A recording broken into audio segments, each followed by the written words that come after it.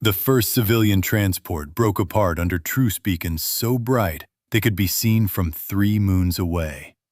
And every world watching the council feed knew exactly what that meant. Somebody had decided law no longer mattered. For 12 years, the Orphean Corridor had been a diplomatic wound stretched across half a sector. A string of mining colonies, refueling stations, and agricultural domes claimed by both the Vascari Empire and the Terran Union through treaties written in different centuries by species that no longer existed. The Galactic Council called it a jurisdictional dispute. The Vascari called it a correction of history. Humans called it home. Because they had buried people there, raised children there, and terraformed rock no one else had wanted until it became valuable. That alone was enough to make them enemies. Earth had petitioned, negotiated, accepted inspections, endured sanctions, and swallowed insult after insult, while Vascari ministers laughed openly about mammalian sentimentality. And council delegates praised humanity's commendable restraint in the same tone used for domesticated animals that had not yet bitten anyone. Then came the order that should never have been signed. Under council supervision, Terran civilians on the disputed stations were to be evacuated pending arbitration. The convoy was to carry med ships, family transports, 2 diplomatic couriers, and observers from 6 neutral systems. It was wrapped in every legal protection interstellar law could provide. The route had been filed, the transponders were public, the white beacons of non-combatant passage were active. No captain in the civilized galaxy could mistake what they were looking at. The Vascari 7th Spear attacked anyway. They came out of fold space in a perfect crescent around the convoy and opened with spinal fire before the escorts even raised shields. The school ship Morningtide vanished in a cloud of ionized metal and frozen atmosphere. The hospital carrier Mercy of Jakarta took a hit through the engine spine, spun helplessly, and started venting patients into space. The diplomatic courier carrying Ambassador Elias Venn transmitted 9 seconds of emergency traffic before a Vascari interceptor sheared it in half. One of the neutral observers, a gray-skinned Saran attaché named Leth, managed to keep a local feed alive long enough for the galaxy to hear the Vascari flag commander issue his justification with bored contempt. Terran vessels attempted unauthorized military withdrawal from Imperial territory. Resistance encountered. Cleansing operation underway. There had been children on those ships. The council chamber fell into the kind of silence that did not feel like peace. 52 species sat beneath the tiered rings of the central dome, while the wreckage still drifted in the live display above them. Some delegates stared in horror. Some looked away. A few Vascari envoys remained expressionless, as if murder committed under legal markings was merely an administrative inconvenience. Humanity's delegation did not shout. They did not threaten. They did something much worse. They asked for the record. Representative Amara Havel of Earth stood, placed both hands on the polished rail before her seat, and requested confirmation that the convoy had been registered under council protection, that the white transit codes had been active, that neutral observers had been present, and that all of this had been visible to the attacking fleet. Her voice was level. Every answer came back yes. The chamber heard it. The archivists logged it. The galaxy watched legality build itself into a cage. Then Havel asked the question that changed the century. Does the council intend to enforce its own law?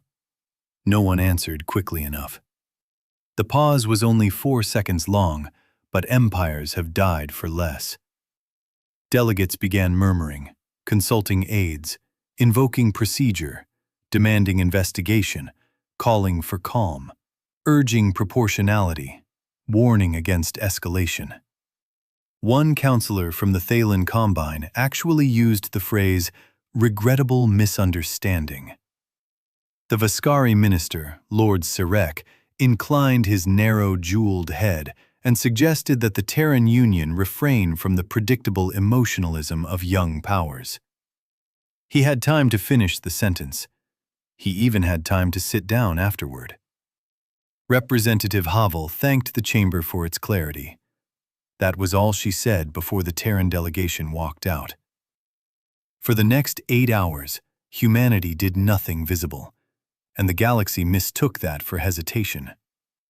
Markets dipped, military analysts argued, council mediators flooded Earth with messages advising patience, and the Vascari Imperial Court released a polished statement expressing sorrow for civilian irregularities while reaffirming sovereign rights over the corridor.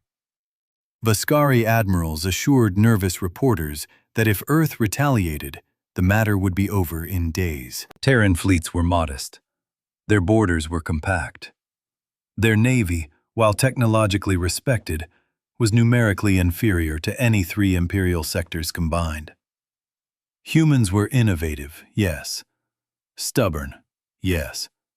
Dangerous in boarding combat, certainly. But strategically? Contained. Predictable. Exhaustible.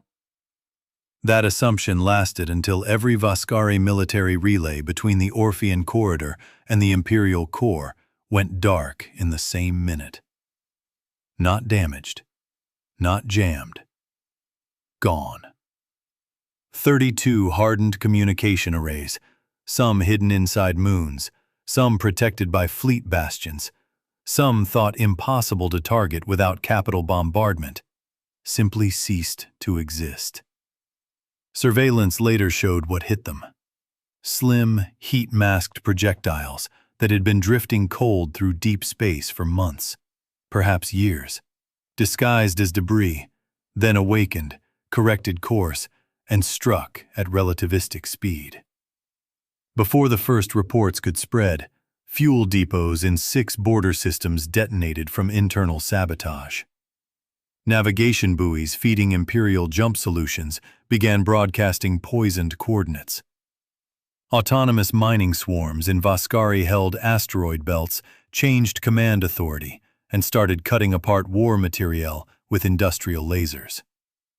Freight insurers across half the galaxy froze traffic because any ship using Imperial military transponders suddenly found itself hunted by things no one had known were hunters. Only then did analysts begin to understand the first truth about human warfare. The Terran fleet was not made of warships. It was made of everything. Humanity had spent 2 centuries being mocked for the density of its civilian infrastructure. The orbital rings around Earth, Luna, Mars, and the Belt were called excessive. Their merchant marine was called paranoid. Their asteroid foundries, reserve habitats, deep space tug lattices, and long-haul emergency stockpiles were viewed as a species-wide inability to relax. Human trade vessels were overbuilt. Their engines were redundant. Their freighters carried modular power trunks and weirdly standardized internal hardpoints. Their interplanetary logistics corps trained too often with naval officers. Their colonial charters required population dispersal, independent fabrication, medical autonomy, and encrypted civil defense drills that looked almost quaint to older species who had not fought total wars in 1,000 years. The galaxy had mistaken preparedness for anxiety. It was doctrine. After the convoy massacre, Terran Command released a single internal authorization to every registered human vessel above a certain mass threshold.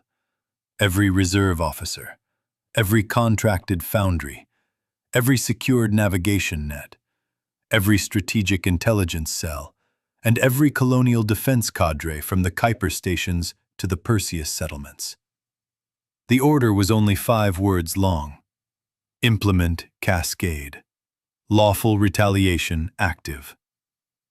At 0310 Galactic Standard, more than 40,000 civilian hulls changed status. Container ships became missile tenders. Ore haulers opened armored bays and deployed autonomous interceptor screens. Survey craft turned out to be sensor warfare platforms. Tug flotillas started moving pre-positioned mass accelerators from commercial stabilization orbits into firing lattices. Dockyards that had never built a visible battleship assembled hull sections already manufactured in secret-compatible segments and birthed full combat groups in hours. Crews reported aboard with no panic, no speeches, no confusion. They had rehearsed this, quietly, for generations. The second truth about human warfare landed harder. Humans did not build a navy for parade strength. They built a civilization that could become one. The Vascari response was immediate and furious. Sector fleets surged toward the corridor. Carrier groups folded toward Sol. Imperial propaganda declared Earth in open rebellion against lawful order and promised exemplary punishment. Yet each movement ran into a problem that grew worse by the hour. Terrans were not contesting space in the old way. They were not chasing fleet duels for honor. They were cutting tendons, destroying fuel before ships could burn it, corrupting logistics before fleets could cohere, assassinating timing itself. An Imperial armada emerging from fold space above the Neral Gate found the gate gone, the refinery moon beneath it sliced into a ring of molten fragments, and the repair tugs that should have answered their distress calls already flying Terran recognition lights. At the Council, panic arrived disguised as procedure. Emergency sessions were called. Ceasefire resolutions were proposed. Human channels were inundated with demands to stand down, to accept mediation, to restore commercial continuity. Earth did not refuse. Earth replied with evidentiary packets, time-stamped convoy feeds, sensor records, legal citations, witness depositions from surviving escape pods, confirmation of Council inaction. Then, attached beneath all of it, a terse strategic note from Terran High Command. Humanity recognizes a state of war, initiated by the Vascari Empire through unlawful attack on protected civilians under Council seal. Terran operations will continue until the Empire is rendered incapable of repeating the offense. It was not a declaration of vengeance. It was an engineering objective. 3 days later, the Vascari Ninth Armada entered the Halcyon Expanse, expecting the first glorious counterstroke. It numbered 800 line ships, 2 dread carriers, and enough escorts to blot out civilian traffic for millions of kilometers. Imperial strategists believed Earth would finally reveal its main force to defend the approach to the inner colonies. Instead, the Expanse seemed empty. No battle line, no challenge, only scattered sensor ghosts and abandoned mining architecture. Admiral Krell of the Ninth advanced anyway. What followed was later taught in every war college that survived the decade. The first Terran strike was not against the lead ships. It was against the datanet linking the fleet's fire control assumptions. Tiny stealth drones rose from the dead mining towers, latched onto comm spines, and introduced microsecond desynchronizations into target solutions. Nothing obvious, nothing dramatic. Just enough error to make an organized fleet slightly less organized. Then the debris field around the Expanse woke up. Ice, ore, and scrap that had drifted inert for years shed camouflage panels and revealed guidance vanes, gravitic pulses, and human targeting tags. The Vascari formation tried to scatter, only to discover their rear arcs seeded with kinetic lances fired weeks in advance from deep space rail platforms beyond ordinary scan range. By the time the first Terran warships arrived, the battle had already been decided. They came cold and dark from the shadow of the gas giant Callus, hulls faceted in non-reflective armor, drive plumes throttled to surgical flashes. No banners, no heroic formation, just vectors. They tore through the fractured edges of the Imperial fleet, severed carriers from escorts, killed propulsion on anything attempting retreat, and ignored ships that could no longer fight. Human captains did not waste ammunition proving dominance. They conserved it for the next objective. In 6 hours, the Ninth Armada ceased to exist as a coherent military force. In 12, its surviving crews were broadcasting surrender codes into a silence no one answered, because Terran rescue tenders were still busy collecting their own. The galaxy had seen species win battles before. It had never seen one unravel an empire's confidence in public. Then, the recordings from Vascari command channels leaked. Some remain classified even now, but enough survived to haunt history. Admirals demanding reinforcements that no longer had fuel routes. Governors screaming about orbital elevators sabotaged by human dock workers who turned out to be reserve combat engineers.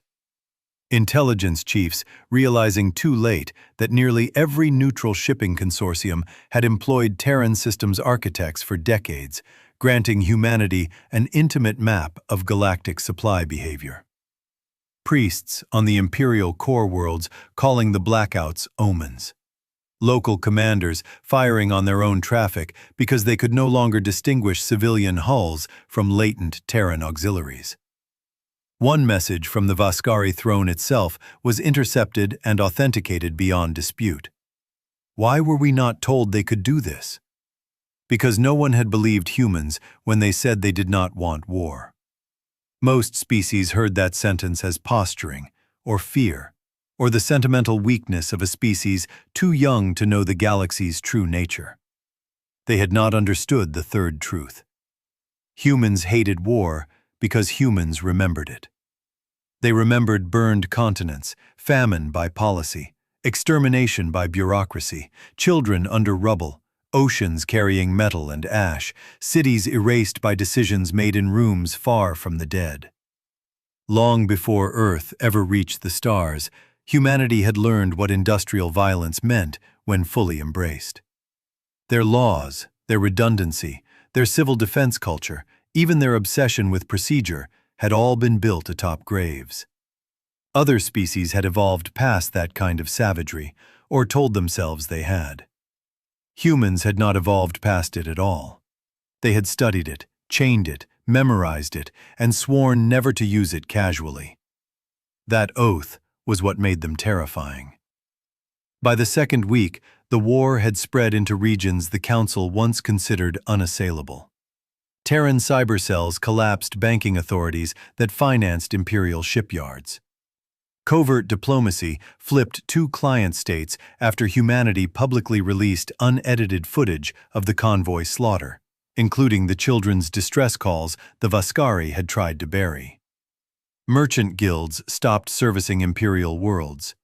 Food imports to the outer throne sectors slowed to a trickle because human agritech patents underwrote half the galaxy's yield stability, and Earth was now calling in licenses, crews, and maintenance contracts with ruthless legal precision. No indiscriminate orbital strikes came from Terran guns. No cities burned for spectacle. That almost made it worse. Every move was measured, auditable, defensible. Humanity was not rampaging. Humanity was proving that once provoked, it could dismantle a civilization without lying to itself about what it was doing. The Vascari Empire responded the only way proud powers do when they begin to realize they are losing. It crossed another line. At Sarah's Lantern, an agrarian moon with no military infrastructure, Imperial Marines landed inside refugee districts and announced that all Terran citizens were now enemy labor assets, pending resettlement. Families were dragged from shelters. Colony administrators were executed for refusing loyalty oaths. A transmission from the occupation governor promised that human attachment bonds would collapse under controlled separation. He transmitted that statement 41 minutes before the moon's orbital ring descended into battle stations and opened 6 hidden launch chambers no one had known were weapons. The refugees had built them, not soldiers. Farmers, engineers, school teachers, medics. Human colonial law required every settlement above 50,000 souls to maintain sealed emergency arsenals under civilian authority in case Central Command was destroyed. The Vascari had laughed at the policy during arbitration hearings. On Sarah's lantern, those arsenals armed 300,000 people who had spent their lives running drills for a nightmare no one believed would arrive. They rose sector by sector, coordinated through buried fiber and local mesh, seized the occupation landing zones, and painted laser designators through the storm while the Terran Third Response Fleet dropped from fold space above the moon. The Imperial Marines were dead or captured by dawn. The governor was taken alive. Humanity did not execute him. They put him on trial. That trial broke the Council. Under relentless pressure, the Council convened an emergency judicial session, expecting spectacle. What it got was evidence, names, chain of command, witnesses, medical records, operational logs. Human prosecutors did not rage, they documented. Surviving Saran observer Leth testified in person about the convoy attack. Children from the escape spheres testified by recorded deposition. When Vascari delegates attempted to object, Earth cited Council law back to them, article by article, until even long hostile powers were forced to acknowledge the obvious. The Empire had begun this war with a massacre, expanded it with hostage policy, and relied on the Council's fear of wider instability to shield itself from consequence. For the first time in its history, the Galactic Council voted to censure a founding imperial power during an active war. It was too late to stop what came next, because while diplomats argued, Terran Command had completed the encirclement of the Vascari core approaches. No grand invasion fleets, no theatrical siege of the throne world, just an elegant horror of geometry. Human forces had taken the 12 transit systems that fed fuel, food, and strategic mobility into the Imperial center. They had not shattered the Empire's heart. They had closed their hand around its throat. Panic replaced arrogance. Entire Vascari sectors began suing for separate peace. Client governors renounced oaths. Naval mutinies erupted when crews learned High Command had lied about the convoy and the occupation massacres. In the Imperial capital, Lord Sarek himself finally requested emergency audience with Earth. The same minister who had spoken of predictable emotionalism now appeared gray with exhaustion beneath ceremonial gold, his pupils blown wide, his voice cracking as he attempted the language of reason. He warned of civilizational collapse. He invoked mutual suffering. He asked for moderation.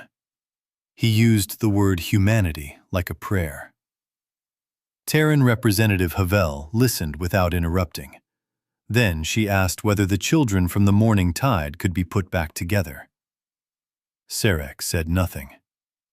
She asked whether Ambassador Venn could be restored from vacuum frost and plasma shear. Nothing.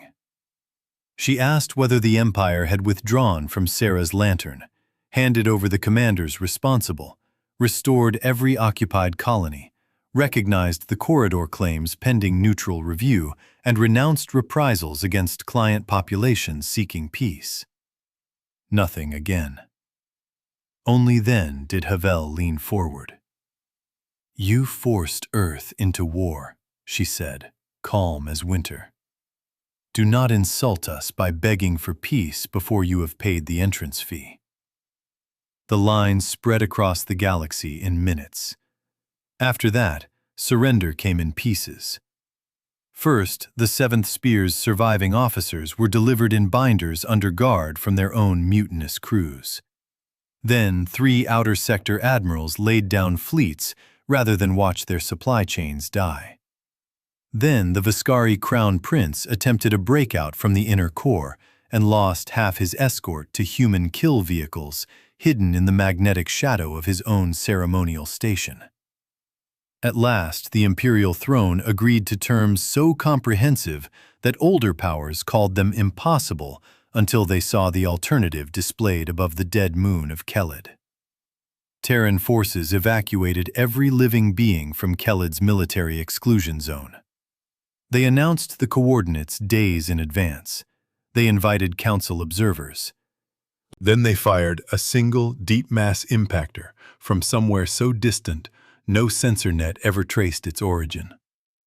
It struck Keled's uninhabited northern basin with the force of a small extinction event, cracked the moon's crust in a ring of incandescent continents, and turned a fortress complex once believed untouchable into vapor and falling stone. Humanity transmitted one message with the footage: we chose the moon. No one needed the second sentence. The surrender treaty was signed beneath blackout skies over the Council world because the energy rationing caused by the war had not yet been repaired. Beskari commanders stood in silence while Terran legal officers, not generals, read the terms. Withdrawal from all occupied systems.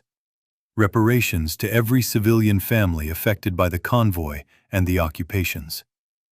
War crimes tribunals under mixed species oversight.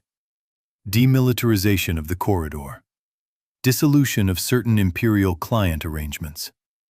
Binding recognition that attacks on protected civilians constituted universal casus belli, enforceable without council delay. It was not vengeance. It was precedent, carved into the political bone of the galaxy by blood and logistics. When it ended, there were worlds that hated humanity more than ever. Powers do not enjoy learning that their assumptions were made of glass. But there were more worlds that stared at Earth with something beyond fear. Not admiration exactly, something harder: recognition. They finally understood what humans had been all along. Not savage, not soft, not reckless, not tame. Restrained. The surviving children of the convoy were brought home months later through the rebuilt Orphean corridor. The new transit beacons were brighter than the old ones, and this time warships from 23 species stood watch along the route because no one wanted to be the first civilization in history to prove it had learned nothing. The wreck site of the morning tide was left untouched, a memorial field of twisted metal and silent names. Human visitors came there often. So did aliens. Some to mourn, some to apologize, some, perhaps, to study. Because in the end, the most frightening thing was not how fast humanity had broken the empire. It was how long humanity had tolerated insult, pressure, theft, and contempt before striking at all. The galaxy had expected monsters in a fury. What it found instead was a species that had mastered fury so completely it could put it on a timer, bind it to law, and unleash it only when every witness in the room had already admitted what would come next. Long after the tribunals closed and the corridor bloomed again with civilian traffic, cadets in distant academies still repeated the lesson in different languages. If humans threatened you, there was still time. If humans argued with you, there was still time. If humans offered compromise, offered law, offered evidence, offered one more chance for sanity to prevail, then every star in your sky was still giving you time. But if humanity ever fell silent and started asking for the record, it was already too late. Never force a peaceful species to demonstrate why it prefers peace.